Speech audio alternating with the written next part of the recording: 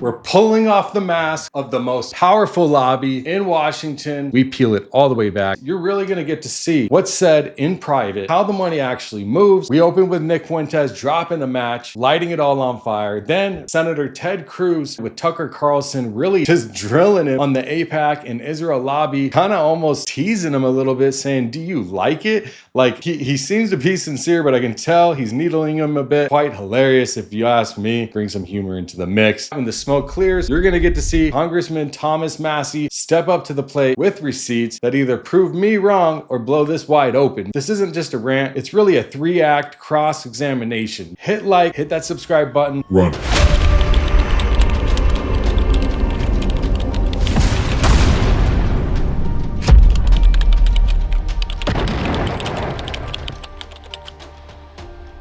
And I've debated with many Zionists on this subject, and something I hear a lot, for example, I debated Destiny on this a couple years ago, and he said, well, the reason that our American politicians are so pro-Israel is because the people are pro-Israel. And of course, it's a very interesting question. How did the people become so pro-Israel? That's actually kind of an important thing to consider. But nevertheless, he says, well, it's coming from the bottom up. The politicians are only putting out policies that reflect or express the preferences of the American people. But then all this year, we've seen all this money coming into these races.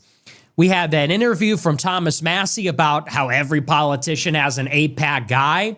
I think it's undeniable at this point, even if you were skeptical, it's money. But then all this year, we've seen all this money coming into these races. We had that interview from Thomas Massie about how every politician has an AIPAC guy. I think it's undeniable at this point, even if you were skeptical, it's money. AIPAC is spending millions and millions of dollars for no reason other than to unseat people that are critical of Israel. There's time to turn it around, but it's time for a course correction because it is not going well. Clearly, you're welcome. Okay, you're welcome. I'm like the Dark Knight. I'm the hero you need, but I'm not the one that you deserve. I'm not the one that you need right now. So anyway, a progressive Democrat from Missouri who just lost her race in her primary happened last night. And big surprise, this is another district where AIPAC, the American Israel Public Affairs Committee, spent millions of dollars in a primary where they thought that one of the candidates, the incumbent, was not pro-Israel enough. So Cori Bush is a progressive member of the squad. She's been very critical of the Biden administration support for Israel. And AIPAC, American Israel Public Affairs Committee, has gone out this year and said they're pledging $100 million in this cycle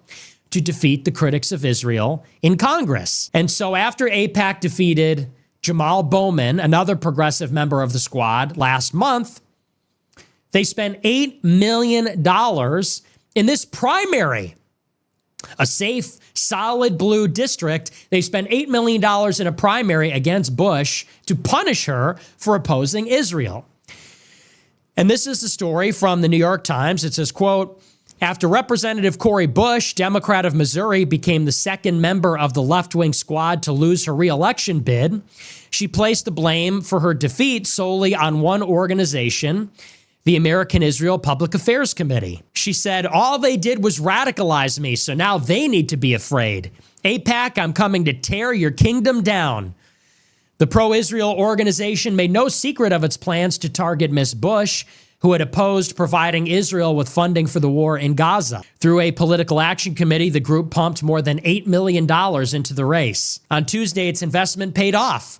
Wesley Bell, the St. Louis County prosecutor who aligned himself with Israel, defeated Ms. Bush in the Democratic primary as voters in the district rallied behind him. Marshall Whitman, a spokesman for AIPAC, said, quote, last night, Wesley Bell, a pro-Israel progressive, achieved a consequential victory over an incumbent anti-Israel detractor. Once again, a progressive pro-Israel Democrat has prevailed over a candidate who represents the extremist fringe that is hostile to the Jewish state. It was the second time in recent months that AIPAC has played a critical role in a Democratic primary race. In June, another candidate backed by AIPAC, George Latimer, the Westchester County executive, defeated Representative Jamal Bowman of New York, another squad member who had opposed providing funding to Israel for the war. Those two races became the most expensive in congressional history because of AIPAC's cash infusion. The organization spent $15 million million helping Latimer. So they spent $15 million against Bowman. They spent $8 million against Cori Bush.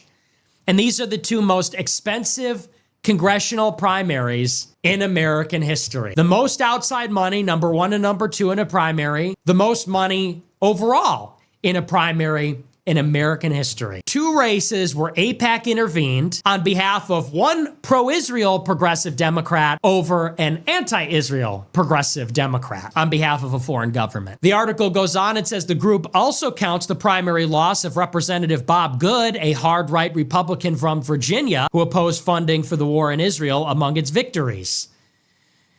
The spokesman said, quote, including the losses of Democrat Jamal Bowman and Republican Representative Bob Good, Representative Bush's defeat represents the third incumbent to have lost over their lack of an ironclad commitment to standing with America's ally, Israel. So let's just be clear once and for all. There is a bipartisan uni-party consensus. Uni-party meaning one party. We live in a one-party state. Now we're going to check out a couple clips here from the Ted Cruz, Tucker Carlson interview. And if you haven't seen it, you've got to watch the whole thing. I'll leave the link down below. But there's some fire in the room on this one. Tucker does not let Ted Cruz get off easy. He went in. So we really get to see what this dude's up to. Is he America first now? You can see with the outlandish, defensive, argumentative responses to Tucker, getting all, angry and upset over simple questions that any American politician should be answering without any shred of a doubt, without any issues at all, without any feeling of doing some type of wrong. And you can tell that Ted Cruz is blatantly upset about the questions. And you're going to see Thomas Massie confirm that they just pour money all over these politicians just to get their agenda pushed forward. Run it.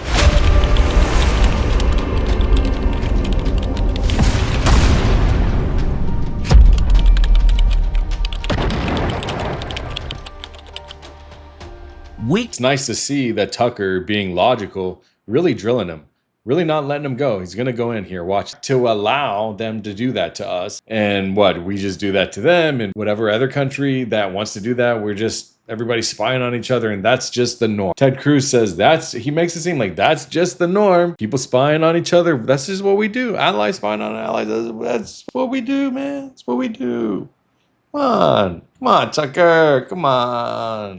Another thing is it kind of shows, is Ted Cruz acting detached on purpose? It's kind of strange. He's definitely acting strange. Let me know if you agree in the comment down below. If Ted Cruz is America. So this was explained in my last video, so go check it out. But the reason why Israel and the Jewish AIPAC lobby is able to be prevalent and possible in the United States is because the Jewish American citizens that are in the political field, because they're naturalized American citizens, because they have dual citizenship, they can actually be both running here in Congress and also have dual citizenship in Israel. And actually, any country can do this. Any country could create a PAC that is in the interest of their people here in the United States and could have a covert interest for their people actually in their back home country. So it's not that Israel is the only one by design. It's just the only one because there's so many Jewish Americans that have just, systematically decided to all come together and infiltrate and become part of. And I don't like using the word infiltrate because it sounds so negative, but definitely going and taking over as part of a larger demographic that represents their interests inside of our political atmosphere. Run it.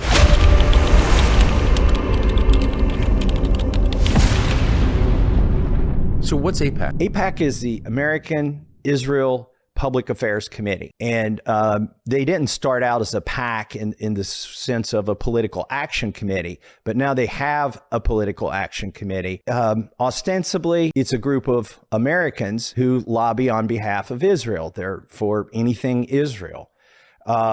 And they're a very effective lobbying group. They get in there, they try to get me to write a white paper as a candidate, for instance, for Congress. They almost get on what? On Israel. And I wouldn't do it. And they said, why? And I'm like, I don't do homework for lobbyists, right? I'm like, I didn't like writing term papers at college. I'm not writing one for you. What did they say?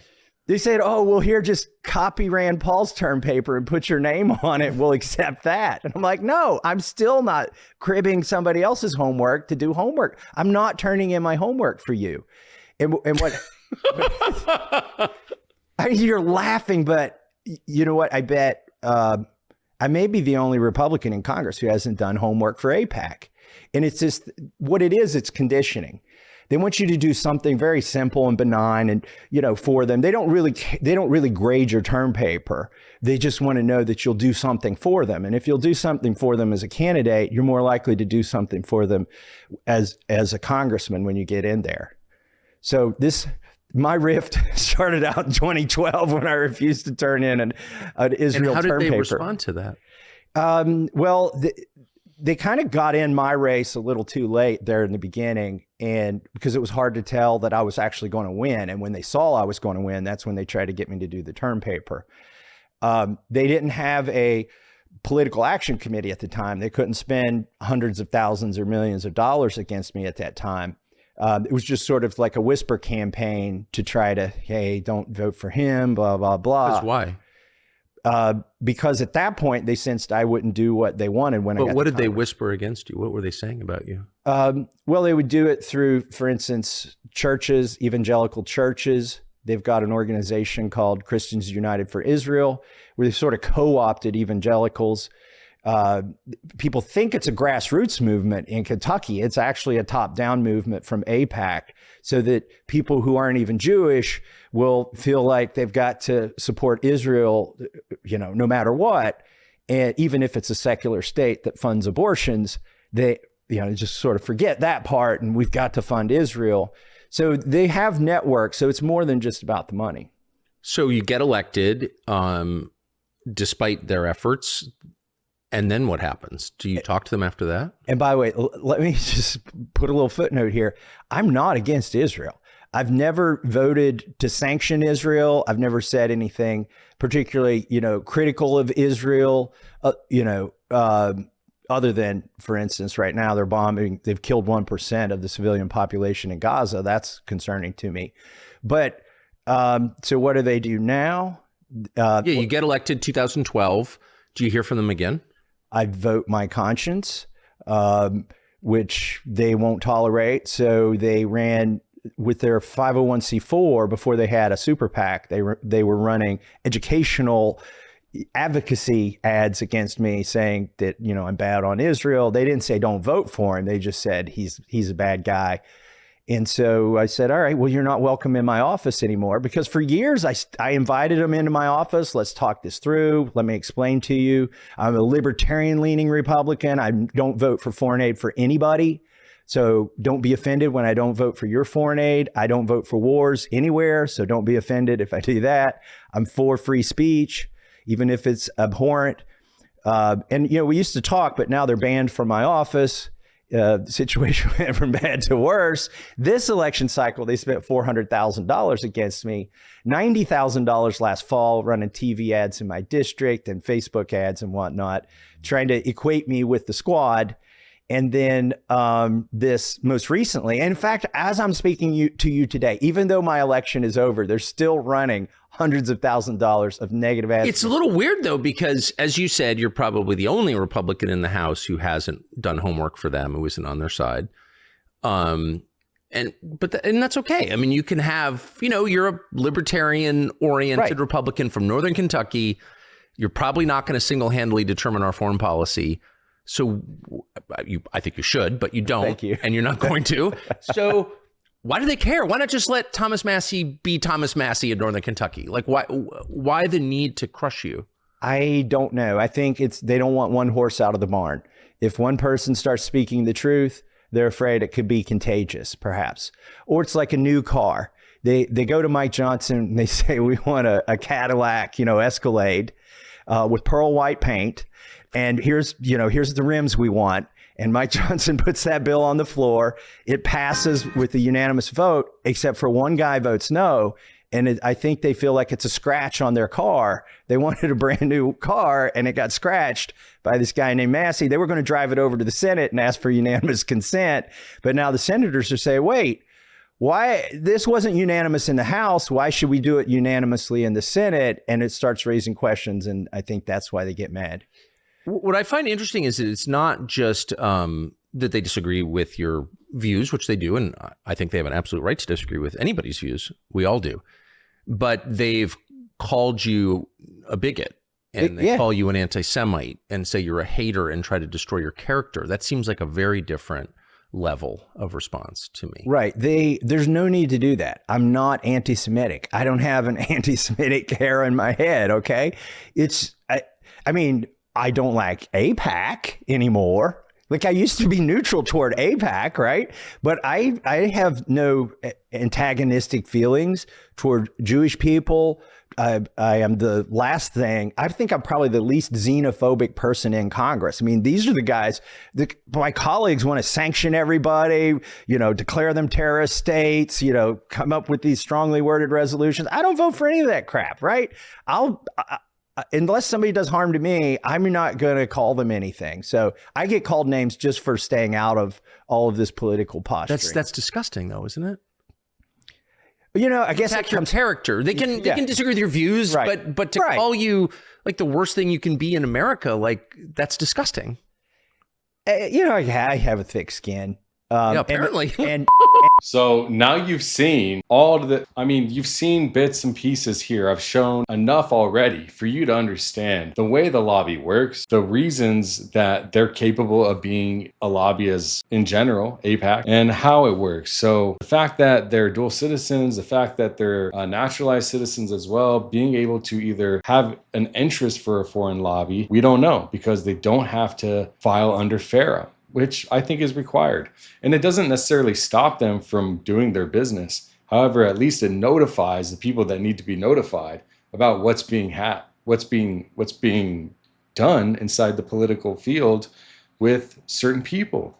And actually with everyone. Everyone should be, their backgrounds are checked. That's checked. So why not use that information to understand more about their agenda? Because if it's not America first, we've got a problem. If you agree, hit the like button and let me know down below. They call me Dave Sunlock. Yeah.